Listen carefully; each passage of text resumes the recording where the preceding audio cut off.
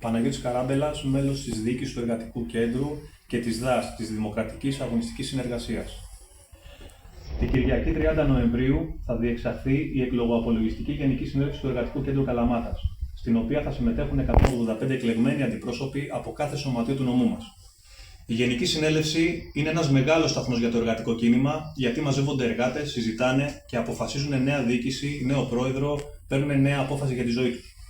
Θα περίμενε κανείς πως με όλη αυτή την κατάσταση που βιώνουμε, ακρίβεια, απολύσεις, χαμηλούς μισθούς, εντατικοποίηση της δουλειάς, αμφιβολία για το αύριο χωρίς στέγη, χωρίς ασφάλεια, όλοι οι αντιπρόσωποι θα συναντηθούν για να συζητήσουν. Και όμως, ο πρόεδρος Σωτήρης Τσόνης και η ηγετική του ομάδα θέλουν μια γενική συνέλευση σιωπής, να μην μιλήσει κανείς, να μην εκφραστεί κανείς, θέλουν μόνο ψηφαλάκια και καρέκλες. Το Εργατικό Κέντρο έχει καταντήσει απεργοσπάστης και υπονομευτής κάθε αγωνιστικής δράσης, αφού δεν έχει βρεθεί ποτέ σε ένα χώρο δουλειάς. Δεν έχει βοηθήσει κανένα εργαζόμενη, αντιθέτως τους προτρέπει να βρουν δικηγόρους. Έχει εξευτυλίσει την απεργία, κάνοντας μία φορά κάθε χρόνο σαν να είναι γιορτή και μαζεύει 20-30 ανθρώπους. Κανένας νέος στην πόλη μας, καμία νέα, δεν ξέρει ποιος είναι ο πρόεδρος του Εργατικού Κέντρου.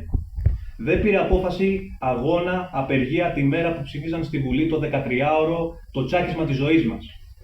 Δεν παραβρέθηκε σε καμία αγωνιστική διαδικασία, στάση εργασίας, απεργία σε κλάδους όπως του Καρέλια, στα ΕΛΤΑ, δεν πήγε ποτέ δίπλα στους νοσοκομιακούς γιατρούς, δίπλα σε γονείς και δασκάλους που αγωνιούμε για τα παιδιά μας και για τα σχολεία μας. Δεν μας σέβεται όταν μας καλεί σε γενική συνέλευση 185 ανθρώπους στο τρίτο όροφο που χωράνε 60 ψυχές.